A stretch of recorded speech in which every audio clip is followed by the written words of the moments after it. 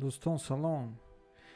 Имрӯз болои Россия, мамлакате ки моро ин солҳои сол чӣ хеле ки набошад мехӯронд, мепӯшонд ва яъне ки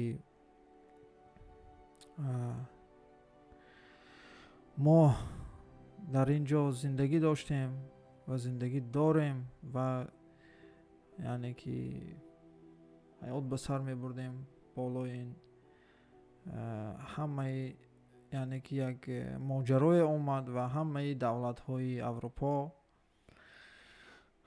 ва инчунин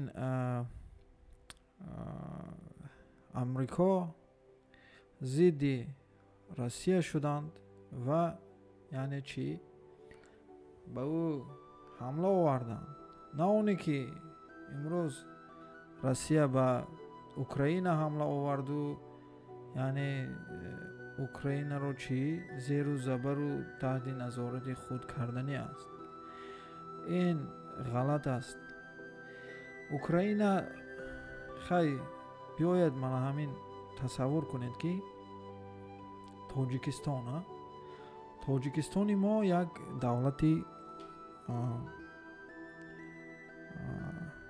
тинҷу амонӣ гӯед, як давлати пурра. Дар он ҷо якчанд вилоятҳо ҳаст. Вилояти яъне ки яке аз вилоятҳои он мана Мухтори Бадахшон, Помир. Яъне тасаввур кунед ки ҳамин Помир дар он ҷо яъне ки лаҳҷаи худро доранд, бо забони худ гап мезананд ва аз он забон 10 ё 15% тоҷикӣ аст ё нест, дигар мондагиаш лаҳҷаи худ аст. Барои чӣ? Барои он ки он ҷо роҳаш яъне ки танг буд, баста буд ва чӣ хеле ки дар масалан Доғистон ҳаст. Доғистон аз инам забони форсӣ тоҷикӣ аз номи ин давлат Доғистон, яъне маънояш доғ аз он маъно ки якчанд давлатҳо, якчанд забонҳо манзарат мехоҳам дар он ҷо бисёр буданд. Зиёда аз 20 чанд забон, 30 забон яъне ки дар ҳанӯзам вуҷуд дорад дар Доғистон. онҷоро Доғистон мегуфтанд, яъне ки аз баски бисёр забон. Ва ин нишондиҳандаи онро надорад ки ҳар як ин яъне ки этносҳо бояд ки соҳиб истиқлол бошанд. Дуруст?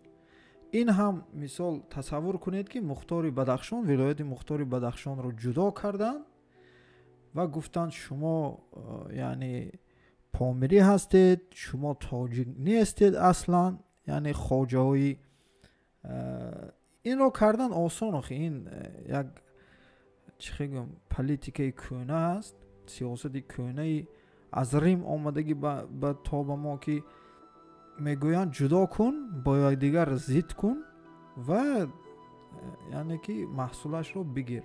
Разделяй, стравливай и властвуй. Ҳамин хел мисол кардан мумкин ки ҷудо кардан ва гӯянд ки шумо вилояти Мухтори Бадахшон, шумо бояд ки озодона зиндагӣ кунед, шумо ба Тоҷикистон дахт надоред, шумо худатон зӯр ҳастед ва ба зидди Тоҷикистон ҷанг мондан мешавад Тоҷикистон тақсим. Инро ман барои чӣ ба шумо гуфта истодам? Барои он ки ана ҳамин формуларо нисбат ба Россия ё халқи рус истифода бурдагианд ва бурда истодаанд то ҳол.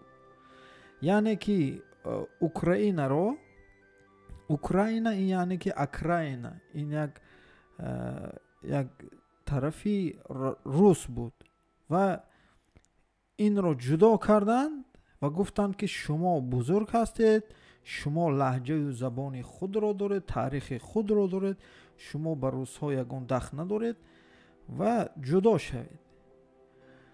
Ва имрӯз онҳоро аз соли 2013-2014 дар он ҷо яъне переворот шуд бо ёрдами хоҷаҳои яъне амрикову англичанҳо ва яъне ки переворот карданд то ба ҳанӯз мансаб дар дасти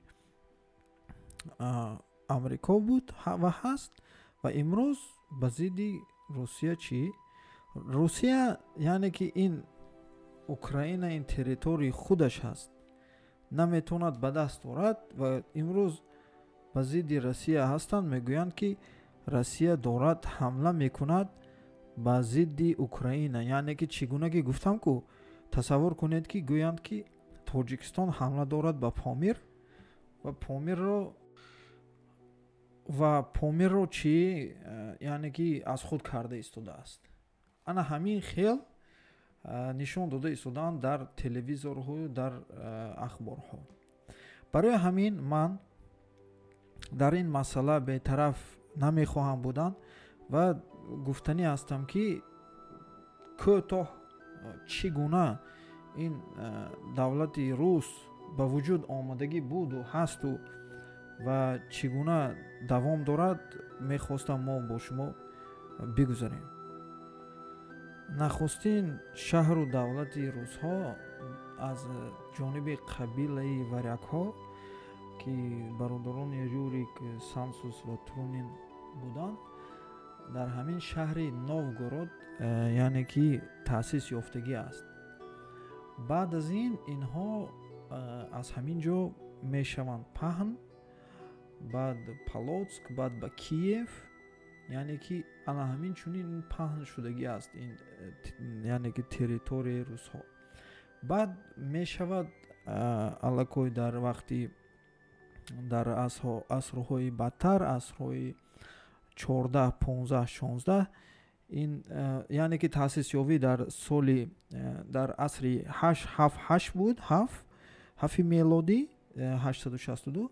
баъд аз он дар асрҳои 16, 15, 16, 17 яъне ки дар вақти Пётри якум ин давлати калони Россия бар вуҷуд меояд ва яъне ки пойтахташ аз Киев, пештар аз аввал Киев буд, баъд Санкт Петербург мешавад дар вақти Пётри якум.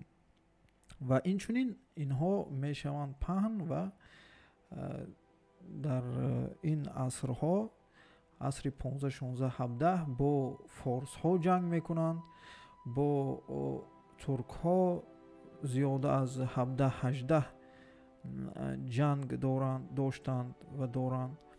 ва ана ҳамин территорияи Украини ҳозираро инҳо яъне ки бо ҷангҳои тӯлонӣ бо туркҳо яъне ки гирифтаанд ин ҷойҳоро ва ин ҷойҳо аз они русҳо ҳаст ва буд. аммо ҳозир ин Украини ҳозира шудааст. мана ин дар ин карта мебинед сабз, ана ҳамин яъне ки территорияҳо. ва инҷоро баъдан баъд аз дар асри 19 вақте ки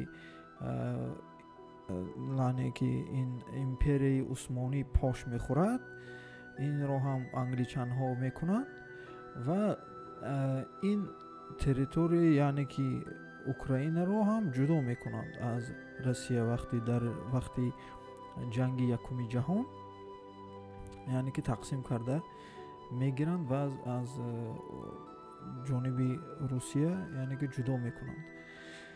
ва ин ҷо мешавад Украина.